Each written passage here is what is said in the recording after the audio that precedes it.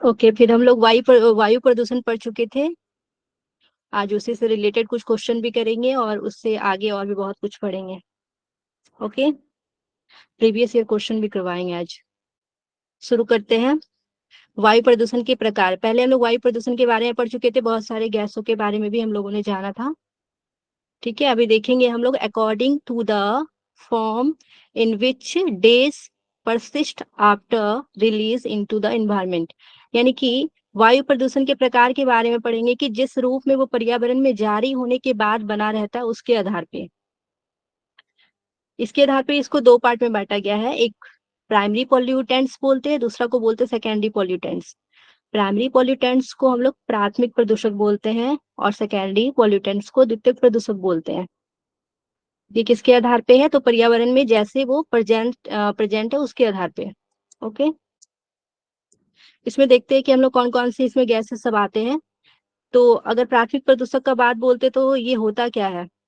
प्राथमिक प्रदूषक क्या होता है ना, कि जैसे कि एक कार चल रहा है, कार से अगर नाइट्रोजन ऑक्साइड अगर निकल रहा है तो वो प्राइमरी प्रदूषक हो गया जो कि इन्वायरमेंट में चला गया। ठीक है, और सेकेंडरी पॉल्यूशन क्या होता है कि जो नाइट्रोजन ऑक्साइड जो था वो नाइट्रोजन डाइऑक्साइड में चेंज हो गया और फिर जाके किस में चेंज हो गया? ओजोन में भी चेंज हो गया। तो नाइट्रोजन ऑक्साइड से नाइट्रोजन डाइऑक्साइड और फिर ओजोन में वो चेंज हो रहा है, तो वो क्या हो गया? द्वितीयक प्रदूषक हो गया। ओके, मैम जूम करो यहाँ ना। पे आप कुछ। ओके ओके, सॉरी, मैं ध्यान नहीं दी, सॉरी। मैम एक तो बार फिर से समझाइएगा। ओके, प्राइमरी पॉल्यूटेंट यानी कि प्राथमिक प्रदूषक जो होता है ये जो है प्रत्यक्ष रूप से वायुमंडल में प्रवेश कर जाते हैं। यानी कि जैसे आप कोई भी पॉल्यूशन कर रहे हो और वो जैसे कार चला रहे हो या फिर और भी चला रहे हो कोई भी चीज, तो उससे जो सीधा इन्वायरमेंट में जो चला जाता है वो आपका प्राइमरी पॉल्यूटेंट हो गया। जैसे कि नाइट्रोजन ऑक्साइड जो है वो आपका कार से निकला। ठीक है, और आपका जो सेकेंडरी पॉल्यूटेंट जो है वो नाइट्रोजन ऑक्साइड के बाद वो नाइट्रोजन डाइऑक्साइड बना, फिर ओजोन बना। ठीक है, यानी कि आप बोल सकते हो जितने भी हमारे गैसेस है ना इन्वायरमेंट में मौजूद, वो अगर किसी दूसरे चीज में कन्वर्ट हो रहे हैं, दूसरे गैसेस में बदल रहे हैं, तो वो आपका द्वितीय प्रदूषक हो गया। और जो नॉर्मल प्रेजेंट रहते हैं वो आपका क्या हो गया? जो नॉर्मल प्रदूषक है जो इन्वायरमेंट में रहते हैं वो आपका प्राथमिक प्रदूषक हो गया। फॉर द एग्जाम्पल आपका जो है कनिका तत्व है, जिसको पीएम पढ़े थे ना उस दिन, PM 2.5, PM 10, तो वही है ये कनिका तत्व। उसके बाद कार्बन की जो भी जितने भी ऑक्साइड है वो आ जाएंगे इसमें, हाइड्रोकार्बन आ जाएंगे। हाइड्रोकार्बन में जो एल्केन एल्किन एल्काइन है उससे मिलके जितने भी गैसेस बनेंगे वो आएंगे इसमें।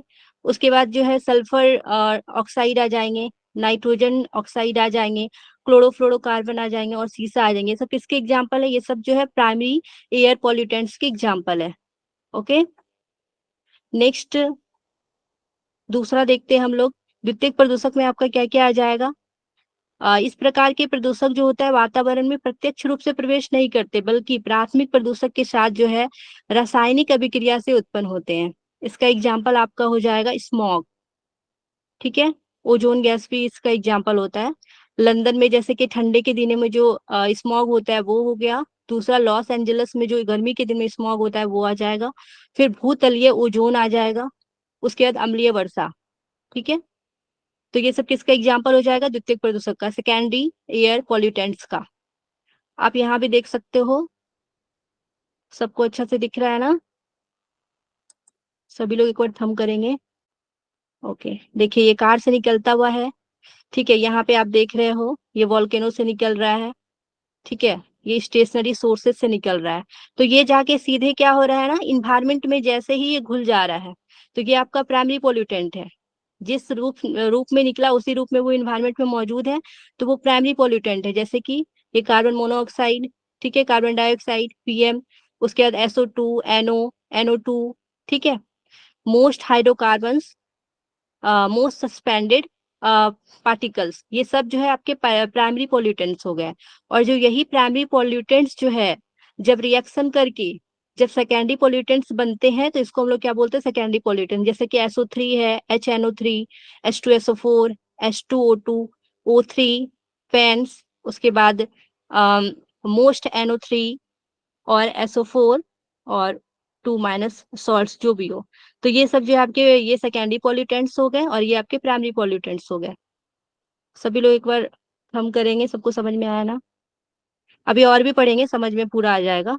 तो देखते हैं हम लोग। सबसे प्राइमरी जो प्रदूषक होता है वो क्या होता है कि अस्थाई होता है ये, जिसमें वो पर्यावरण में जोड़े जाते हैं, जैसे कि इसमें कणिका तत्व, शीशा, क्लोरोफ्लोरोकार्बन, DDT, उसके बाद plastic, carbon monoxide, carbon dioxide और सल्फर के ऑक्साइड, ये सब जो आपके प्राइमरी पोल्यूटेंट्स हो गए।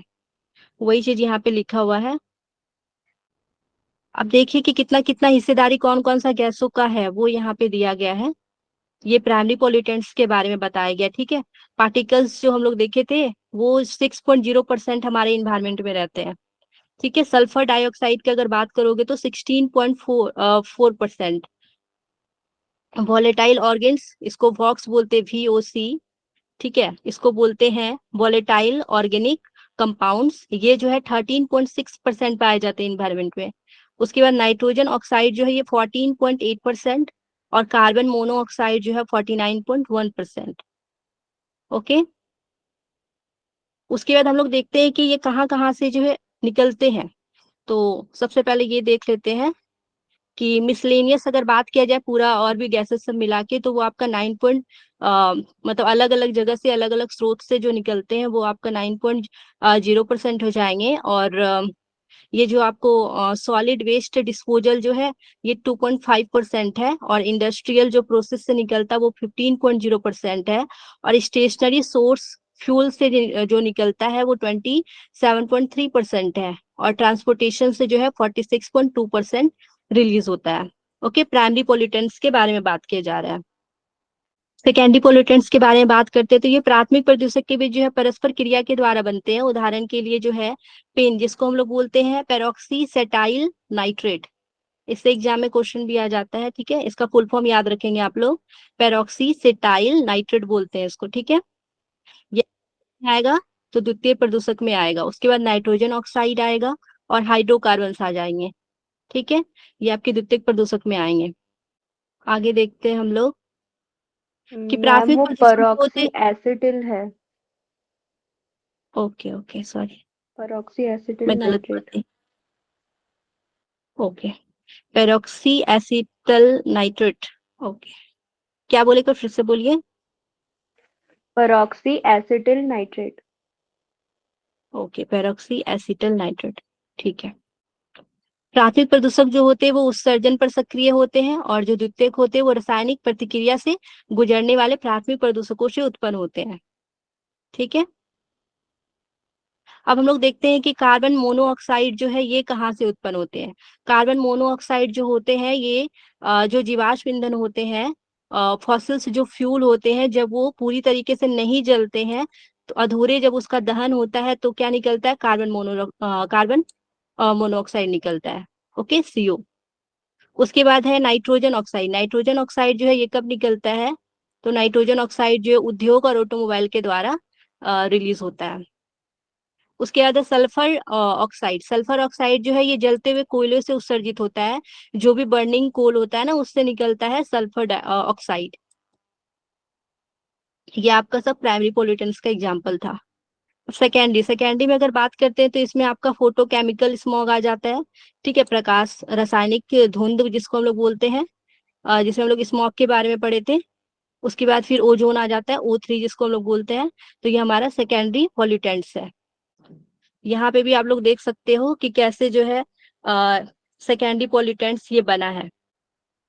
ये वाला पिक्चर को देखिए, जैसे कि आप यहाँ पे देख रहे हो, ये O है, यहाँ पे ये देखिए O2 बना, फिर O3 बना, फिर यहाँ पे ये वाटर है, ठीक है। वाटर और नाइट्रोजन, इससे क्या बन रहा है, दोनों मिलके HNO3 यानी कि नाइट्रिक एसिड, ठीक है। फिर यहाँ पे नाइट्रस ऑक्साइड भी, और इससे देखिए क्या बन रहा है, ये फोटोकेमिकल स्मॉग है, ठीक है।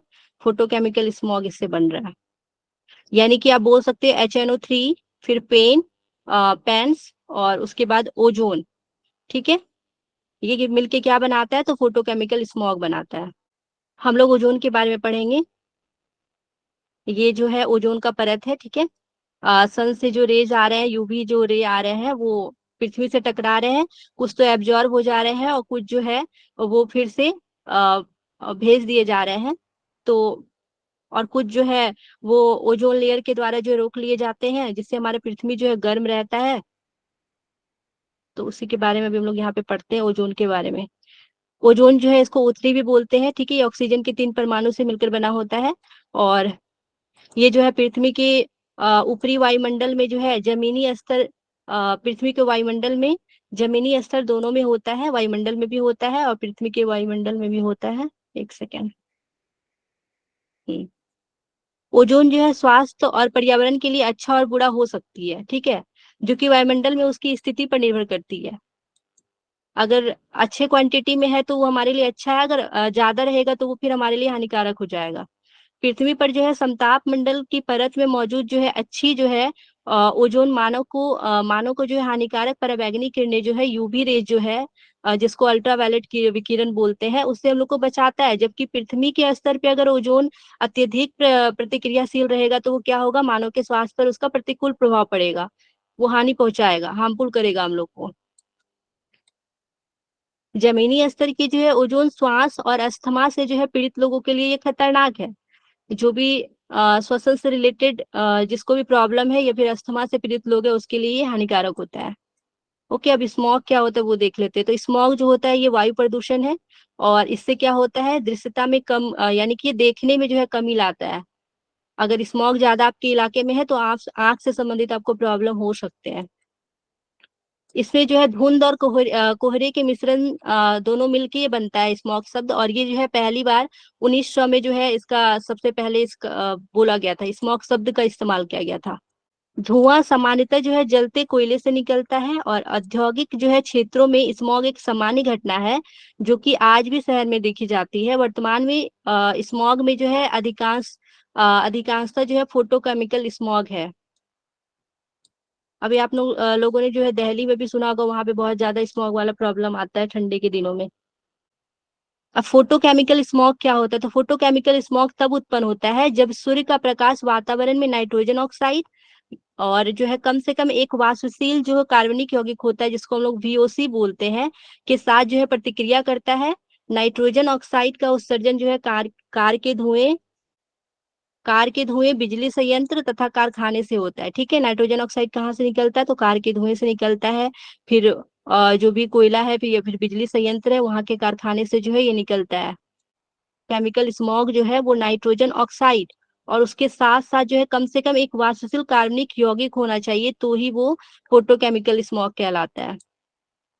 ओके। अब वर्क्स में क्या क्या आ जाते हैं VOCs में, तो इसमें आपका गैसोलीन आ जाएगा, पेंट और कई जो है सफाई सॉल्वेंट में जारी किए जाते हैं। यानी कि जो भी पेंट वगैरह का सामान जो आप लोग यूज करते हैं, जो भी गैसोलीन है, उससे जो है VOC निकलता है। जब सूर्य की रोशनी इन रसायनों से टकराती है तो वो क्या होता है, हवा के कणों और निचले स्तर पे ओजोन या फिर स्मॉग का निर्माण करता है। ओके, सभी लोग एक बार थम करेंगे। ओके, नेहा जोशी जी, नैन्सी जी, संप्रति जी, मीना जी, जानकी जी, इतना तो सबको क्लियर है ना। आगे देखते हो। अगर प्रकृति में जो है उनके अस्तित्व के अनुसार पूछा जाए कि जो है एयर पॉल्यूशन को कितने भागों में बांटा गया है, तो इसको हम लोग दो पार्ट में देखते हैं। एक देखते हैं क्वांटिटेटिव पॉल्यूटेंट्स के बारे में, दूसरा देखते हैं क्वांटिटेटिव पॉल्यूटेंट्स के बारे में, यानी कि मात्रात्मक प्रदूषण और दूसरा गुणात्मक प्रदूषण। जब हम लोग मात्रात्मक का बात करते हैं, क्वांटिटेटिव पॉल्यूटेंट्स का बात करते हैं, तो इस ये क्या होता है ना, ये प्रकृति में होते हैं। और प्रदूषण मतलब आप लोग इसको बोल सकते हो कि हमारे इन्वायरमेंट में जितने कार्बन डाइऑक्साइड रहने चाहिए, जितने ऑक्सीजन रहने चाहिए, जितने नाइट्रोजन रहने चाहिए, सभी अगर उसी मात्रा में है तो अच्छी बात है। लेकिन अगर उससे वो ज्यादा हो जाते हैं तो वो हमारे लिए हार्मफुल हो जाते हैं। तो उसी के बारे में बोला गया मात्रात्मक प्रदूषण में। प्रदूषण इसमें बताया गया है कि यह प्रकृति में होते हैं और प्रदूषण बन जाते हैं जब उनकी एकाग्रता एक सीमा स्तर से जो है अधिक हो जाती है। उदाहरण के लिए carbon dioxide, nitrogen oxide. Okay, सबको क्लियर है। आगे हम लोग देखते हैं क्वांटिटेटिव के बारे में, गुणात्मक प्रदूषण के बारे में। ये प्रकृति में नहीं होता, ये मानव के द्वारा जो है इसका निर्माण किया जाता है। उदाहरण के लिए आप लोग बोल सकते हो इसमें क्या क्या आ जाएगा। फंगीसाइड्स आ जाएंगे, उसके बाद जो है हर्बिसाइड्स आ जाएंगे, डीडीटी आ जाएंगे। किसी को डीडीटी का फुल फॉर्म पता है तो बोलिए।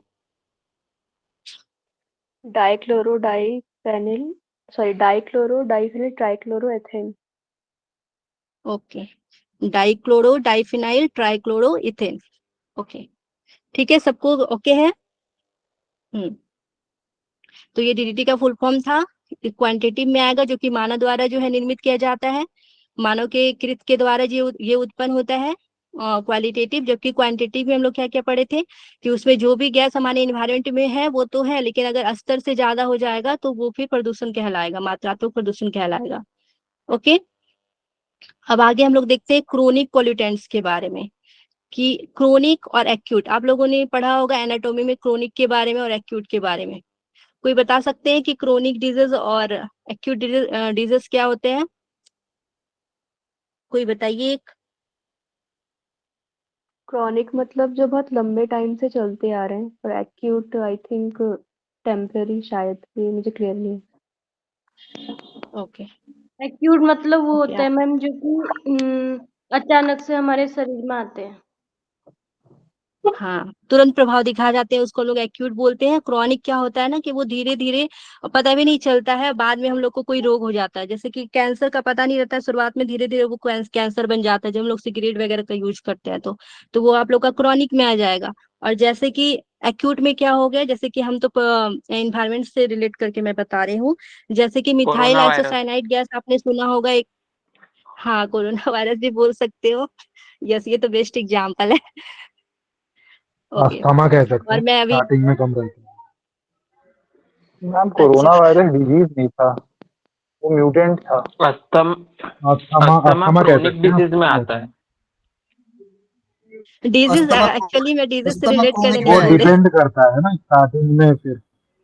ठीक है, तो क्रोनिक में आप लोगों ने समझ गया है कि ये क्या होता है ना, कि कम सांद्रता पर प्रदूषण का लगातार जारी होना, जिसके परिणाम स्वरूप धीरे धीरे विकसित होने वाली लक्षणों के साथ पशु या फिर मानव के शरीर में प्रतिकूल प्रभाव पड़ता है। जैसे कि एक्सपोजर बंद होने पे ऐसा लक्षण आमतौर पर काम नहीं होता है। उदाहरण के लिए सिगरेट के जो धुएं होते हैं, सिगरेट के धुएं के लिए सेकेंड हैंड एक्सपोजर। ठीक है, सिगरेट के धुएं जो तो पीते हैं वो तो पीते ही हैं, जो बगल में उसके रहते हैं अगर वो भी सूंघ रहे हैं तो उस पे भी असर पड़ता है, धीरे धीरे असर पड़ता है, उसको पता नहीं चलता है, बाद में वो कैंसर के शिकार हो जाते हैं। ठीक है, ये आपका क्रॉनिक हो गया। मैम एक्यूट में हम लोग क्या देख, अब देखते हैं हम लोग एक्यूट के बारे में। तो एक्यूट में क्या होता है ना, कि अगर हम यहाँ पे इन्वायरमेंट का बात कर रहे हैं ना, पोल्यूशन का बात कर रहे हैं, तो यहाँ पे अगर आपने भोपाल गैस त्रासदी के बारे में सुना होगा, मिथाइल आइसोसाइनाइड गैस अचानक क्या हुआ था, ब्लास्ट हो गया था, तो जिसकी वजह से तुरंत उसका प्रभाव जो है उस इलाके में तुरंत दिख गया। तो वो क्या हो गया, वो तीव्र प्रदूषक हो गया। ठीक है, ये अचानक हो जाता है। Okay, suddenly. और ऐसे भी आप बोल भी सकते हैं, जैसे कि पाइप के फटने से, कुएं से जो बाहर निकलने के कारण बहुत बड़ा तेल रिसाव हो जाता है। तो ये सब आप इसका एग्जाम्पल हो गया। ओके, सभी लोग थम करेंगे, क्लियर है तो। आप लोग एक ये वाला याद रखिएगा, भोपाल गैस त्रासदी वाला, और कुएं के फटने से जो गैस निकलता है और पाइप के फटने से, वो ध्यान रखिएगा। आगे देखती हूँ। अब लोग देखते हैं कि नॉन पॉइंट्स क्या होता है, गैर बिंदु स्रोत और बिंदु स्रोत के बारे में पढ़ेंगे। एक सेकेंड, ये वाटर पोल्यूशन में। हम्म, तो यहाँ पे हम लोग देखते हैं इसको क्रोनिक और इसको भी एक्यूट के रूप में इसको बांटेंगे। पॉल्यूशन में भी नॉन पॉइंट्स यानी कि गैर बिंदु स्रोत, और पॉइंट्स यानी कि बिंदु स्रोत। Source persistent on biodegradable. Acute और क्रोनिक, यानी कि क्रोनिक में क्या होता है कि लॉन्ग टर्म जो है, रिलीज ऑल स्मॉल अमाउंट, यानी कि बहुत लंबे समय से वो बहुत कम रिलीज हो रहा था, लेकिन वो क्या हुआ, लॉन्ग टर्म जो है वो लंबे समय से हो रहा था लेकिन कम हो रहा था, और बाद में वो हम लोग को हार्म किया।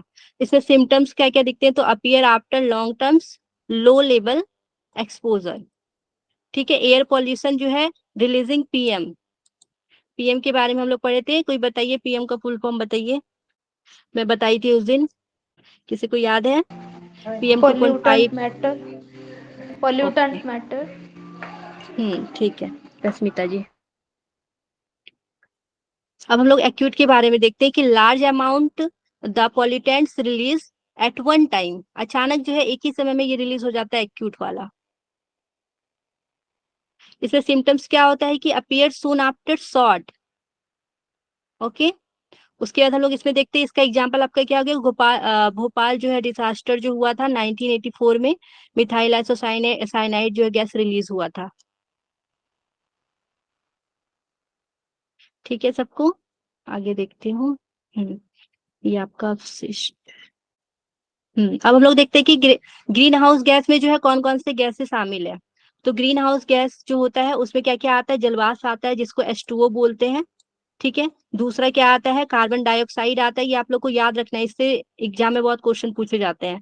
आप लोग को ये गैस का नाम याद रखना है। ओके, ग्रीन हाउस गैस में कौन कौन शामिल है, तो जैसे H2O हो जाएगा, उसके बाद carbon dioxide, CO2, methane CH4, और nitrous oxide N2O, ozone O3, chlorofluorocarbon, ठीक है, CFC जिसको हम लोग बोलते हैं, हाइड्रोकार्बन जिसको HFC बोलते हैं, हाइड्रोफ्लोरोकार्बन। उसके बाद है परफ्लोरोकार्बन। मेन आपको ये 5 वाला तो याद रखना ही है यहाँ तक। ठीक है, सबको दिख रहा है ना ठीक से? कोई एक आदमी पढ़ दीजिए इसको। रश्मिता जी आप एक बार बोल दीजिए इसको, कौन कौन से जी ग्रीन मैम, हाउस गैस है। H2O, CO2, H2O okay. जल वाष्प, carbon dioxide CO2, methane CH4, then okay. nitrous oxide N2O, ozone O3, chlorofluorocarbon, then hydrofluorocarbon. hydrofluorocarbon, then fluor per perfluorocarbon, perfluorocarbon. ठीक है, तो ये आप लोग को याद रखना है ग्रीन हाउस गैस के बारे में। अब हम लोग देखते हैं यहाँ पे कि कितने कितने परसेंट जो है ग्रीन हाउस गैस का जो है, वो रेशियो भी आपको याद रखना है कि कितना कितना परसेंट कौन सा गैस का। देखिए यहाँ पे सबसे पहले ये है कार्बन डाइऑक्साइड, सबसे ज्यादा आप लोग को ये याद रखना है कि ग्रीन हाउस गैस में सबसे ज्यादा योगदान कौन से गैसों का रहता है, तो कार्बन डाइऑक्साइड का रहता है। कितना परसेंट, तो 65%। ओके, जो कहाँ से निकलता है, तो फॉसिल्स फ्यूल से और इंडस्ट्रियल प्रोसेस से निकलता है, ये आप लोग याद रखोगे। सेकेंड, आप लोग ये एफ गैसेस देख रहे हो ना, ऊपर में भी हम लोग क्लोरोफ्लोरोकार्बन पढ़े थे, फिर ये आप पढ़े थे हाइड्रोफ्लोरोकार्बन, परफ्लोरोकार्बन। तो ये सब जो है इसका कितना योगदान है, तो 2% योगदान है इसका इन्वायरमेंट में। ओके, उसके बाद नाइट्रोजन ऑक्साइड के बारे में लोग देखते हैं तो इसका 6%, मीथेन का बात करोगे तो 16%। ठीक है, कार्बन डाइऑक्साइड अगेन इसका 11% है। एक सेकेंड, कार्बन डाइऑक्साइड यहाँ भी है, कार्बन डाइऑक्साइड यहाँ भी है। अच्छा, ये फॉरेस्ट्री और अदर दोनों जो अलग है अलग है ना। लैंड, ये आपका हो जाएगा फॉसिल्स फ्यूल और इंडस्ट्रियल प्रोसेस से 65% था, और अगर आप फॉरेस्ट्री और अदर जो है लैंड इशूज के बारे में बात करोगे तो वो 11% हो जाएगा। ओके, ये सबको क्लियर है ना? अब हम लोग देखते हैं कि किससे मतलब कौन कौन सा कहाँ कहाँ से निकलता है, जिससे हमारे इन्वायरमेंट में जो है ग्रीन हाउस गैस का जो है भी स्तर बढ़ गया है। तो अगर इलेक्ट्रिसिटी और जो है हीट प्रोड्यूसर का बात करेंगे तो उसका 25% योगदान है, और अगर अदर एनर्जी का बात करेंगे जिसमें 10% आएगा, इंडस्ट्री से जो है 21%, ट्रांसपोर्टेशन से 14%, बिल्डिंग से 6%, और agriculture forestry and other land use से जो है 24%। ओके, आप लोग मेन ये याद रखिए कार्बन डाइऑक्साइड का योगदान सबसे ज्यादा रहता है, इससे एक क्वेश्चन भी आया था। सबको क्लियर है ना? थम करेंगे एक बार सभी लोग। ये वही ग्रीन हाउस के बारे में ही लिखी हूँ, इसको आप लोग पढ़ लीजिएगा। बस एक चीज आपको यहाँ पे ध्यान रखना है कि ये जो है कंबल की तरह काम करता है ग्रीन हाउस गैस, कभी कभी ये क्वेश्चन आ जाता है। ठीक है, क्योंकि हमारे पृथ्वी को ये गर्म रखता है ना, इसी वजह से इसको हम लोग बोलते हैं कि ये कंबल की तरह काम करता है। ठीक है, ग्लोबल वार्मिंग जो होता है वो ग्रीन हाउस की वजह से ही होता है। जब पृथ्वी ज्यादा गर्म हो जाता है ना, जब टेम्परेचर ज्यादा बढ़ जाता है, हमारी धरती का तापमान जो है लगातार जो है बढ़ते जाता है, तो क्या होता है कि वही ग्रीन हाउस गैस जो है आगे चलकर ग्लोबल वार्मिंग का जो है कारण बन जाता है। ओके, इसको भी बहुत ज्यादा बड़ा लिख दी हूँ मैं, तो आप लोग पढ़ लीजिएगा, समझ में आ जाएगा। अब मैं कुछ क्वेश्चन करूंगी, ठीक है। ओके, पहला क्वेश्चन है, निम्नलिखित में से किस गतिविधि में ग्लोबल वार्मिंग में अत्यधिक योगदान दिया है? औद्योगिक प्रक्रिया में, वनों की कटाई में, कृषि ने, या फिर जीवाश्म ईंधन के दहन ने? इंडस्ट्रियल प्रोसेस से green house gas global warming जो है हुआ है, या फिर डिफॉरेस्टेशन से, एग्रीकल्चर से, या फिर फॉसिल्स फ्यूल कंब्यूशन से? ए सभी लोग दे रहे हैं। D. Deforestation. Fossil fuel combustion. D. क्या होगा आंसर? बाकी अभी तो फिलहाल ए ही मुझे दिख रहा है, बी भी किसी का है, रिया सेन का बी है। D ma'am. ओके, बी है मैम, बी है। चलिए इसका ये ग्लोबल जीवाश्म वार्मिंग। ईंधन है इस, हाँ ग्लोबल वार्मिंग बोलते, बताइए। डी। कोई इसके बारे में बता सकते हैं? अगर कोई एग्जांपल दे रहे तो उसका रीजन बताइए, अगर कोई दे रहे हैं तो। मैम अभी आपने बोला ना CO2 65% है, तो वो फॉसिल हाँ, फॉसिल फ्यूल से ज्यादा हो रही है ना, तो ज्यादा वही है। ओके, हाँ हाँ, ये आपका रीजन भी सही है और इसका आंसर भी सही है, ठीक है। जीवाश्म ईंधन का दहन होगा फॉसिल्स फ्यूल कम्बशन से। ओके, ग्लोबल वार्मिंग जो है सबसे ज्यादा हो रहा है, ठीक है। सबको क्लियर है? आगे देखती हूँ नेक्स्ट क्वेश्चन। ये है, निम्नलिखित में से किसे जो है खतरनाक पदार्थ के रूप में वर्गीकृत किया गया है? ठीक है, हजार्डवस सब्सटेंस के रूप में हम लोग किसको जानते हैं? सक्रिय पदार्थ को, ज्वलनशील पदार्थ को, संक्षारक पदार्थ को, प्रतिक्रियाशील पदार्थ को, विषाक्त पदार्थ को? ठीक है, ठीक है, चलिए मैं बताती हूँ इसका आंसर क्या है। इसका आंसर बी नंबर है, ठीक है। इसमें क्या क्या चीज आएगा? तो सबसे पहले ज्वलनशील पदार्थ आ जाएगा इसमें, ठीक है। सी में है संक्षारक पदार्थ आएगा, और उसके बाद डी नंबर है, यानी कि प्रतिक्रियाशील पदार्थ आएगा, और ई नंबर है, इसमें विषाक्त पदार्थ आएगा, ठीक है। मैम ये एक ऑप्शन से ये एक बार पदार्थ, समझा दीजिए ना। ओके बताती जैसे हूँ। संक्षारक है या फिर विषाक्त है, तो ये कौन से होंगे? बताती हूँ। देखिए, खतरनाक पदार्थ में जो है हमारा ज्वलनशील पदार्थ आता है, संक्षारक आता है। ये आपको याद रखना होगा कि खतरनाक पदार्थ में कौन कौन से चीज आते हैं। तो इसमें आपको ज्वलनशील पदार्थ याद रखना है, संक्षारक याद रखना है, प्रतिक्रियाशील पदार्थ और विषाक्त पदार्थ आता है, ठीक है, जो कि डायरेक्ट और इनडायरेक्ट रूप से जो है नुकसान पहुंचाता है। ओके, जबकि सक्रिय पदार्थ जो होता है वो डायरेक्ट और इनडायरेक्ट रूप से जो है हम लोग को हानि नहीं पहुंचाता है। जितने भी ज्वलनशील है या फिर संक्षारक में आपका ये आ जाएगा, जैसे कि क्या बोलते हैं, जंग लगना, सुने हैं आप?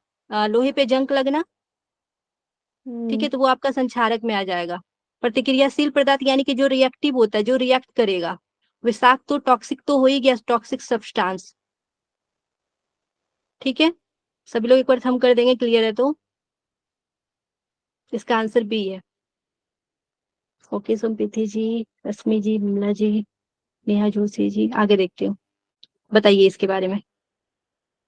यहाँ पे क्वेश्चन लिखा हुआ है कि पुनर्चक्रण में लैंड फील्ड और भस्मक पर जो है दबाव काफी कम हो जाता है। पुनर्चक्रण में जो है कच्चे साधनों की मांग बढ़ जाती है, ठीक है। रिसाइकलिंग के बारे में बात किया जा रहा है।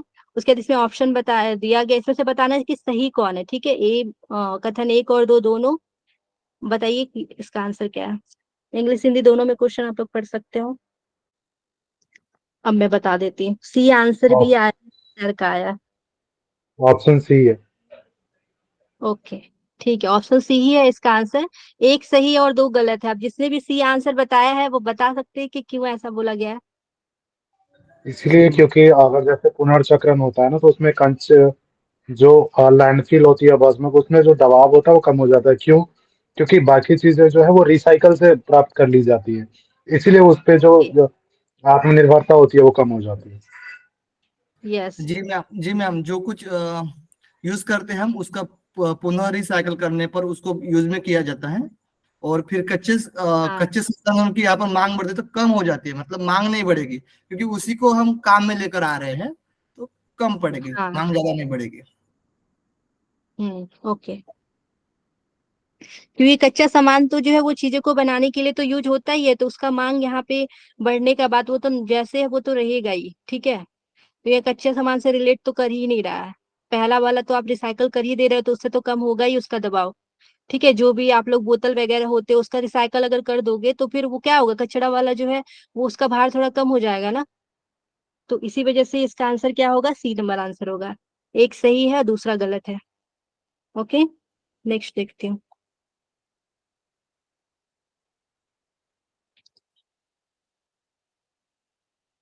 जैव आवर्धक से तात्पर्य क्रमिक पोषी स्तर पर विषैले पदार्थ की सांद्रता में वृद्धि से है। ऐसा इसलिए होता है क्योंकि किसी जीव द्वारा संचित विषाक्त पदार्थ का चयापचय नहीं किया जा सकता। किसी जीव द्वारा संचित विषैले पदार्थ को बाहर नहीं निकाला जा सकता। एक विषैले पदार्थ अगले उच्च कोशीय स्तर तक चला जाता है। सभी होगा, क्या होगा इसका आंसर बताइए। आप लोगों को पहले समझ में आया कि नहीं ये बताइए। पर नीचे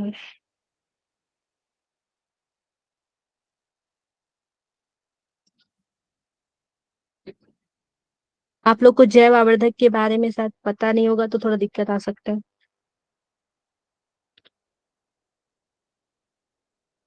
आंसर दीजिए सभी लोग।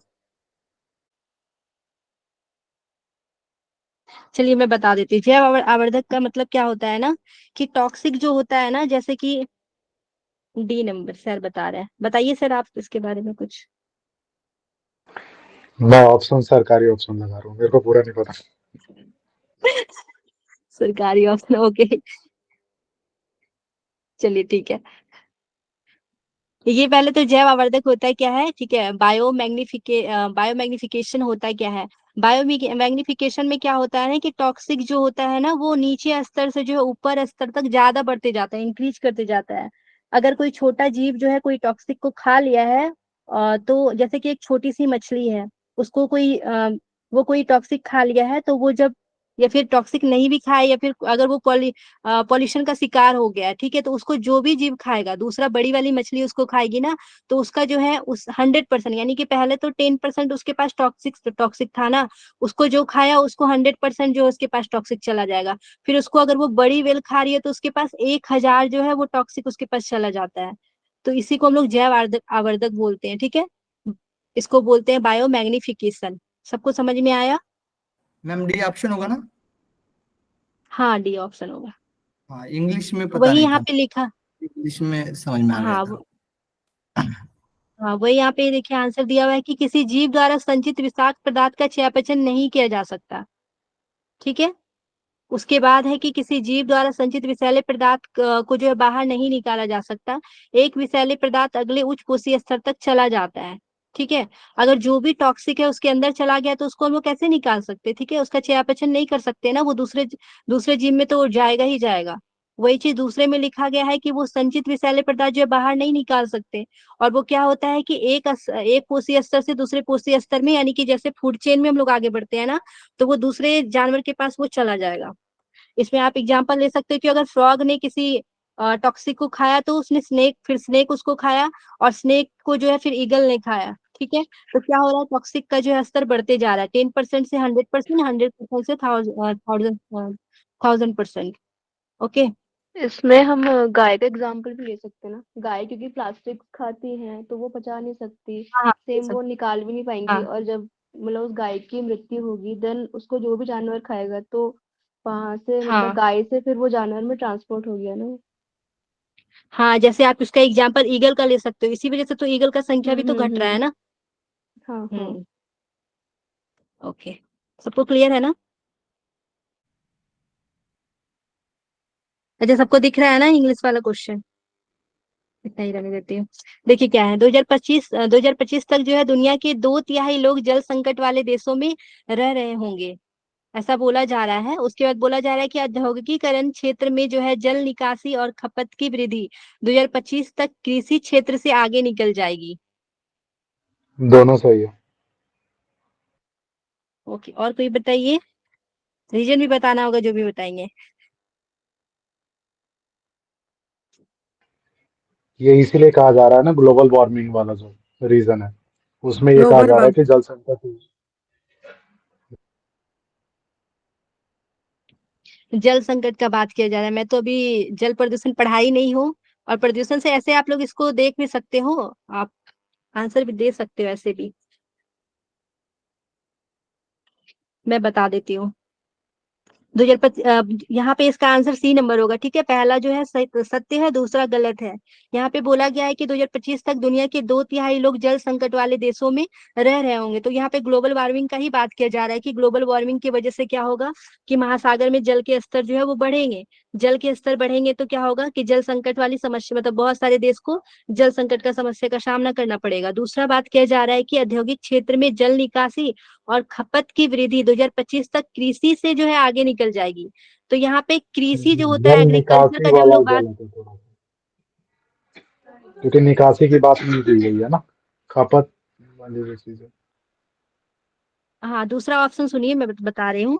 दूसरा ऑप्शन में ये बताया गया है कि औद्योगिक क्षेत्र में जल निकासी बोला जा रहा है और खपत में वृद्धि की बात की गई है। ठीक है, 2025 तक कृषि के क्षेत्र में बोल रहा है आगे निकल जाएगा।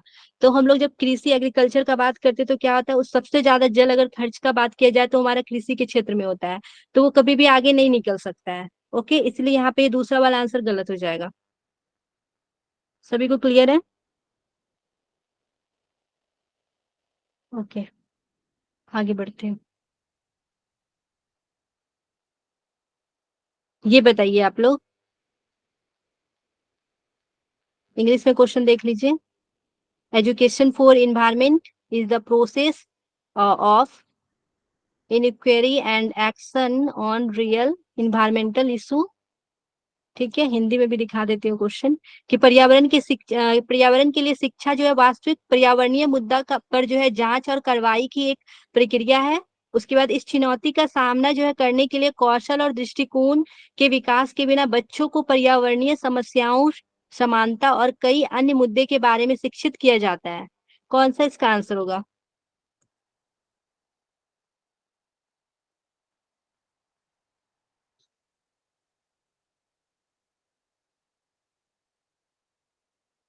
बताइए आप लोग।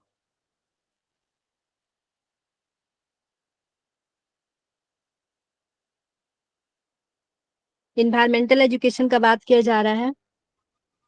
मैम ये क्या सही है। होगा इसका आंसर? ए, ओके, सबका ए आ रहा है, नैन्सी जी का भी ए आ रहा है। ओके, और कोई? मेरा सी है।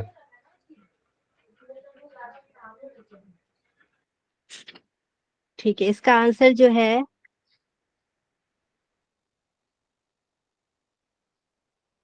इसका आंसर आपका होगा ए, बोल रहे हो। ठीक है, सही बात है, ए होगा आंसर। यही सही है कि पर्यावरण के लिए जो है शिक्षा वो वास्तविक पर्यावरणीय मुद्दा पर जो है जांच और कार्रवाई की एक प्रक्रिया है। ठीक है, हम लोग अवेयर होंगे और शिक्षा में इसको शामिल किया गया है। दूसरा बात बोला गया है कि इस चुनौती का सामना करने के लिए जो है स्किल और दृष्टिकोण के विकास के बिना जो है बच्चे को पर्यावरणीय समस्याएं, समानता और कोई अन्य मुद्दे के बारे में शिक्षित किया जा सकता है। हम लोग एक चीज याद रखेंगे इसमें कि हम लोग का जो पर्यावरण को जो है एक अनिवार्य शिक्षा के रूप में शामिल किया गया था 1991 को। ठीक है, 1991 में शामिल किया गया था, ये आप लोग याद रखिएगा, कहीं नोट कर लीजिए।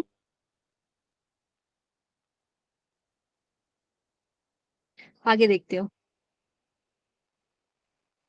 ओके,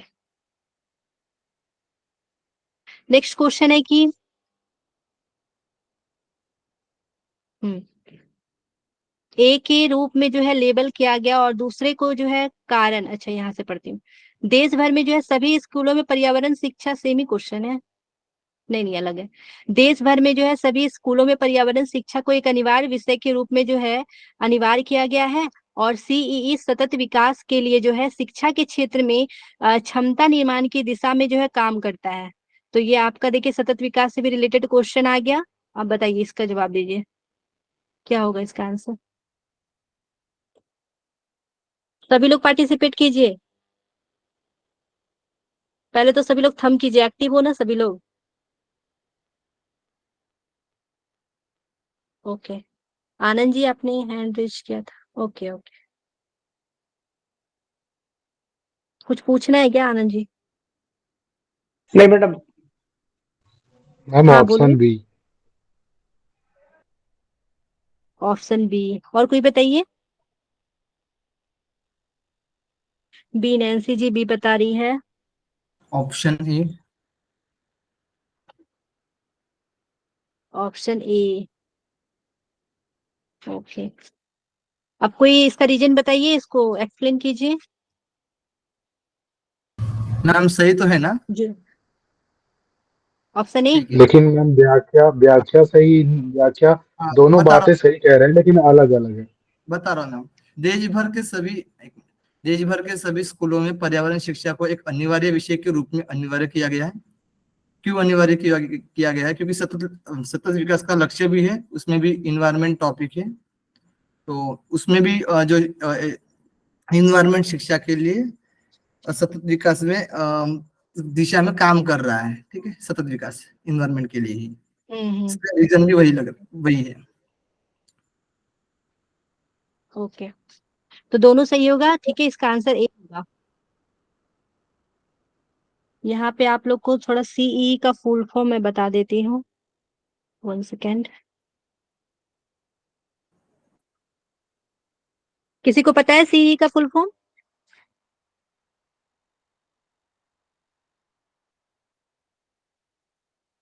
कोई बताइए। देख के भी बता सकते हो अगर सर्च मार लेंगे तो। कोई, मैं लिखी थी, मुझे हाँ मिल गया। सेंटर फॉर इन्वायरमेंटल एजुकेशन बोलते हैं। ठीक है, centre for environmental education, environment education, CE का फुल फॉर्म होता है। और ये कब आया था? तो 1991 में आया था। ठीक है, और किसके द्वारा? तो सर्वोच्च न्यायालय के द्वारा इसको पूरे स्कूल में जो है लागू किया गया था। पर्यावरण शिक्षा के को अनिवार्य शिक्षा के रूप में इसको शामिल किया गया था 1991 में। और सी बोलते हैं सेंटर फॉर इन्वायरमेंट एजुकेशन। आप लोग कहीं नोट कर लेना इसको। आगे बढ़ते हैं।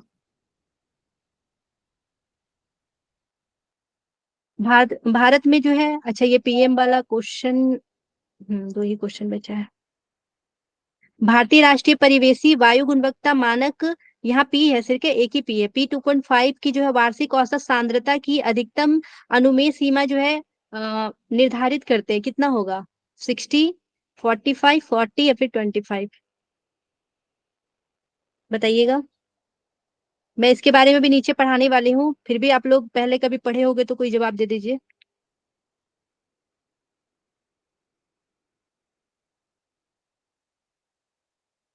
चलिए, इसका आंसर जो है वो 40 है। ठीक है, अभी फिलहाल आप इतना जान लीजिए, जब मैं आगे पढ़ाऊंगी तो ये क्लियर हो जाएगा। ओके, ये वाला आंसर आप लोग सभी लोग दे सकते हो। यहाँ पे बताइए कि हमें हानिकारक पराबैंगनी विकिरणों से बचाने वाली ओजोन परत स्थित है।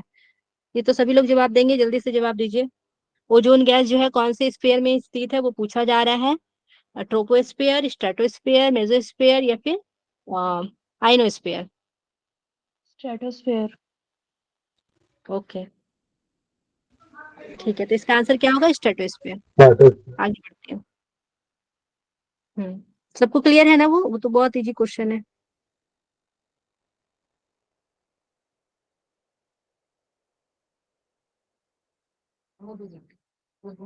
अब हम लोग पढ़ेंगे डिफरेंस बिटवीन, सफर के बारे में पढ़ेंगे, AQI इंडेक्स के बारे में पढ़ेंगे, NAQS के बारे में पढ़ेंगे।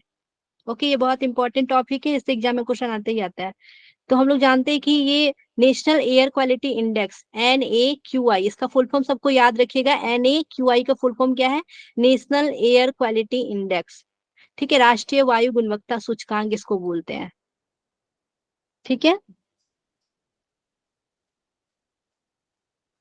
ये CPCB का फुल फॉर्म क्या है? तो CPCB को हम लोग बोलते हैं सेंट्रल पॉल्यूशन कंट्रोल बोर्ड। ठीक है, सेंट्रल पॉल्यूशन कंट्रोल बोर्ड, ये आप लोग कहीं नोट कर लेना, मैं यहाँ नहीं लिखी हूँ। सेंट्रल पॉल्यूशन कंट्रोल बोर्ड, ये जो है 2014 में स्वच्छ भारत अभियान के तहत जो है आम जनता के लिए आसानी से समझ में आने वाले वायु गुणवत्ता की जानकारी का प्रसार जो है करने के लिए AQI लॉन्च किया गया था। तो AQI जो है, AQI यानी कि एयर क्वालिटी इंडेक्स, सबसे पहले कब लॉन्च किया गया था? तो ये जो है 2014 में लॉन्च किया गया था। किसके तहत? तो CPCB के द्वारा किया गया था, यानी कि सेंट्रल पॉल्यूशन कंट्रोल बोर्ड के द्वारा। कब किया गया था? 2014 में। और कौन से अभियान के तहत किया गया था? तो स्वच्छ भारत अभियान के तहत। सबको क्लियर है? सब लोग एक बार थम करेंगे। ओके, इसमें देखा जाता है कि इसमें 8 जो है प्रदूषक को शामिल किया गया था। यानी कि अगर ये जो बताएंगे कि कैसे इन्वायरमेंट में मतलब 8 प्रदूषक को लेकर ये सर्च करते हैं और बताते हैं कि हमारा जो है एरिया का कैसा पॉल्यूशन है, हमारे देश का या फिर और भी राज्य का, जहाँ का भी बताना हो। ये तो ऐसे भारत का ही है, नेशनल एयर क्वालिटी इंडेक्स है ना, तो भारत के बारे में बात करेंगे। तो इसके अंतर्गत जो है हम लोग 8 प्रदूषक के बारे में बात करते हैं। और जो है AQI है 6 कैटेगरी ऑफ एयर क्वालिटी। ये 6 कैटेगरी के अंदर में जो है एयर क्वालिटी के बारे में बात करता है। ये 6 कैटेगरी आपका ये हो गया, ठीक है, कि यानी कि कब गुड रहेगा, कब सेटिस्फाइंग रहेगा, या फिर कब जो है मॉडरेट लेवल का रहेगा, कब पुअर रहेगा, कब वेरी पुअर रहेगा, कब सीवियर लेवल का रहेगा। ओके, तो यहाँ पे हम लोग सबसे पहले देखते हैं कि इसमें कौन कौन से जो है 8 जो पॉल्यूटेंट्स आते हैं वो आप लोग को याद रखना है। ये बहुत इंपॉर्टेंट है कि सबसे पहला इसमें क्या आता है, तो पार्टिकुलेट मैटर आता है PM10, ठीक है। उसके बाद पार्टिकुलेट मैटर क्या आता है, PM2.5। फिर आपका आ जाएगा नाइट्रोजन डाइऑक्साइड यानी कि NO2। उसके बाद है सल्फर डाइऑक्साइड SO2। फिर आपका कार्बन मोनोऑक्साइड यानी कि CO। ओजोन है O3, ठीक है। अमोनिया आ जाएगा NH3। उसके बाद लेड आ जाएगा जिसको लोग PB बोलते हैं, सीसा बोलते हैं जिसको, ठीक है। तो ये 8 पॉल्यूटेंट्स जो है शामिल किए गए थे एयर क्वालिटी इंडेक्स में। तो आप लोग को इसका पूरा याद रखना है। क्या क्या होगा, कोई एक बोलिए, हैंड रेज कीजिए और एक बार देख के पढ़ लीजिए। कोशिश कीजिए कि यहाँ पे याद हो जाए। PM10 और PM2.5 तो दो तो है ही। आप लोग को NO2 याद रखना है, NO2 याद रखना है, एक SO2 याद रखना है, दूसरा आपका CO हो जाएगा। उसके बाद है O3, फिर NH3 और PB। कोई हैंड रेज किए हैं, एक सेकंड में देखती हूँ, पता भी नहीं चला। हाँ मीना जी, कौन, रिया जी किए हैं, जो भी हैंड रेज किए हैं बोल। नेहा नेहा जी है। हाँ नेहा जी। मैम इसमें है PM10, PM2.5, फिर है ओके। NO2, फिर SO2, फिर CO, हम्म। फिर O3, फिर NH3, फिर PB। ओके, किसी को याद हो गया है तो वो बोलिए, कोई और एक बोलिए जिसको याद हो गया है। इसके लिए आपको कुछ ट्रिक तो नहीं लगाना पड़ेगा, लेकिन इसको देख के आप लोग अपने दिमाग में ट्रिक बना सकते हो कुछ अपना तिगड़म लगा के।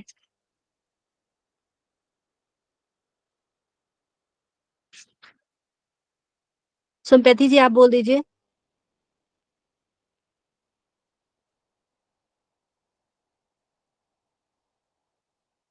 सुम्पैथी जी,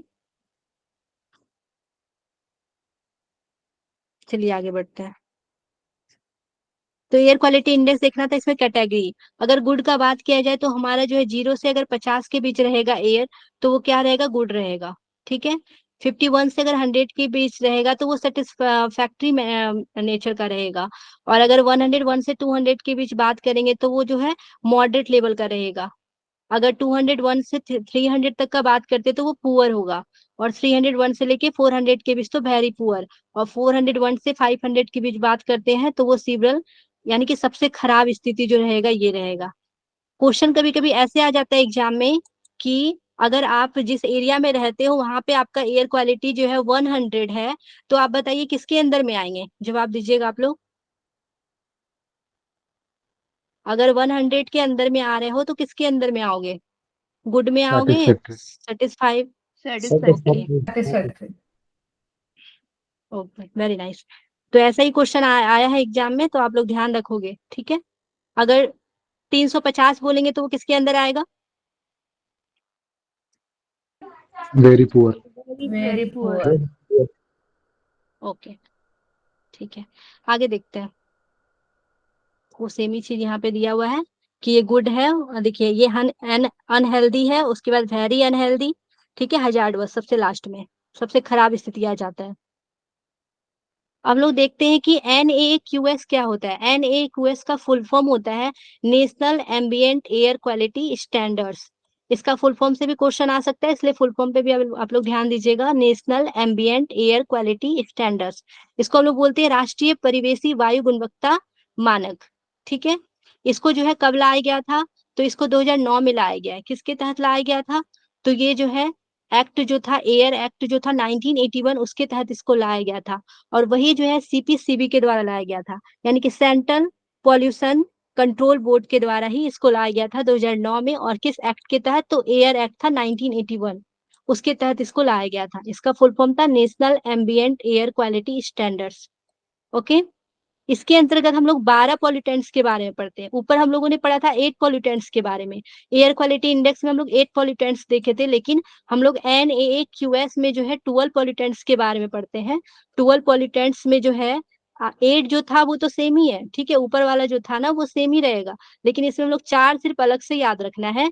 वो क्या क्या हो जाएगा, बेंजीन हो जाएगा जिसको C6H6 बोलते हैं, ठीक है, बेंजोफेरिन हो जाएगा जिसको BAP बोलते हैं, उसके बाद आर्सेनिक है जिसको AS बोलते हैं, और निकेल है जिसको NI बोलते हैं। तो आप लोग को ऊपर वाला तो 8 याद करना ही करना है, साथ में ये 4 भी याद कर लेना है। ओके, सभी लोग एक बार थम करेंगे, सबको क्लियर है ना। और ये आप लोग को याद करना ही करना है, इससे क्वेश्चन आता ही आता है। ओके, आगे बढ़ते हो। NAQS और AIQ के बीच में जो है क्या डिफरेंस है इसमें, ये यहाँ पे दिया गया है। यहाँ पे देखिए कि एयर क्वालिटी जो इंडेक्स है ना, वो उसमें एक नंबर, एक रंग और एक विवरण दिया रहता है। अभी उसमें कलर भी मैं उसमें दिखाई थी, देखिए कलर भी दिया हो गया है, ठीक है, नंबर भी दिया हो गया, नंबर भी दिया गया है। उसके बारे में यहाँ पे इसको ऐसे ही लॉन्च किया जाता है एयर क्वालिटी इंडेक्स को। 2014 में लॉन्च किया गया था एयर क्वालिटी इंडेक्स को, ये हम लोगों ने पढ़ा था। उसके बाद NAQS जो है इसको कब लॉन्च किया गया था, इसको 2009 में लॉन्च किया गया था। ठीक है, डिफरेंस आप लोग एक बार देख लेना, मैं यहाँ पे दिखा दी हूँ। बस इसमें जो जो चीज है वो आपको बस 4 याद रखना है कि एयर क्वालिटी इंडेक्स में बेंजीन, बेंजोपायरीन, आर्सेनिक और निकेल को छोड़कर सभी जो है NAAQS प्रदूषक शामिल है। ठीक है, और एक मोस्ट इंपॉर्टेंट चीज आप लोग ये याद रखिएगा कि एयर क्वालिटी इंडेक्स हो या फिर NAAQS हो, ये दोनों में जो है कार्बन डाइऑक्साइड को शामिल नहीं किया गया प्रदूषक के रूप में। ठीक है, ये आप लोग याद रखिएगा, इससे रिलेटेड क्वेश्चन पूछा जा सकता है। कार्बन डाइऑक्साइड गैस को शामिल नहीं किया गया है, ना ही एयर क्वालिटी इंडेक्स में और ना ही NAAQS में।